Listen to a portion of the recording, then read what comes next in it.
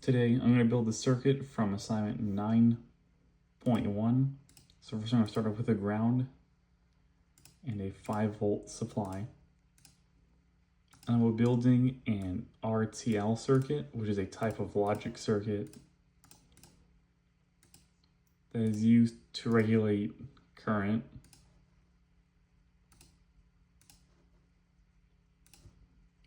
This is how you build it.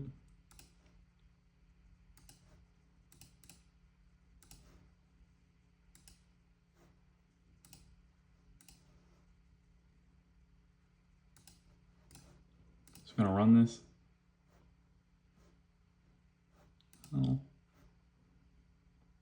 Oh, it's just a warning.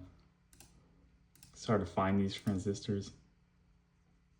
It has a problem with voltage.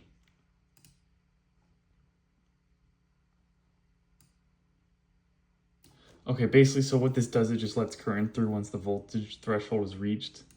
These are logic gates. These are very useful. They used to use these to control how much voltage is required to turn on a circuit. So like, let's say you wanted a circuit to only power on at 9 volts. You use one of these with the right resistor, and at 9 volts, it would open the logic gate, which would then power whatever you were trying to power. So that's a very simple breakdown of this. Now the next one I'm going to be building is a CMOS gate, which is where the other transistors involved. Try and get this all on here.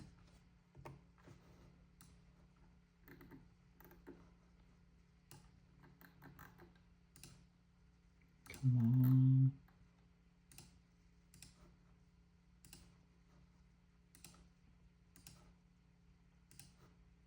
Okay, I definitely botched that.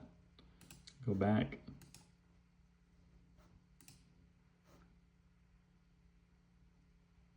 Okay, the other one had a switch. I forgot to include the switch. So the first RTL circuit had the switch.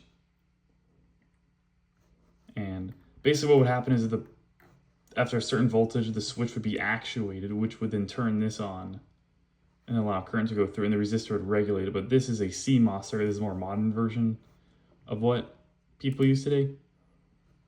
And these two BJTs, they're supposed to be, I believe, a PVN 3310A, and the other one's a NVS 3310 lowercase a. And what these basically do, they're BJTs that like actuate once a certain threshold is reached. So like the power comes into the collector. There's the base, which controls how much current is going to be allowed through the emitter, which is right here. So once the base current is powered and the emitter reaches the certain voltage, it turns on this and closes the switch, which gives us power. So right now you can see it's at 0 volts, but 39,000 amps is going through, which basically means like it's on. There's no like resistivity from this. And this allows a lot of voltage and current to be pushed through quickly in this logic gate. There's another form of this logic gate, which is called a TTL circuit, which is used in power management. And if you want to have a certain amount of power, you would have a circuit like this, and you would set it. Be like, hey, I want this thing to only power on at this voltage. And once you reach that voltage, it'll start doing its thing. Past that point, you have to program these to the reverse, where if it's over a certain voltage, it won't do anything. When it falls below a certain voltage, you have a normally open switch, and then that gets actuated, which also allows your current to be pulled through, which could be used if you have like an over voltage and you want to, or an under voltage, you want to just ground your power and just pull down the whole circuit. So this is what I have for that. Here's for the graph output. For some reason it's flat. I don't know what's going on with that. But the voltage should stay the same for the green line, but the current should be bouncing around a few picoamps. It's not really visible at this scale. If I delete a few of these.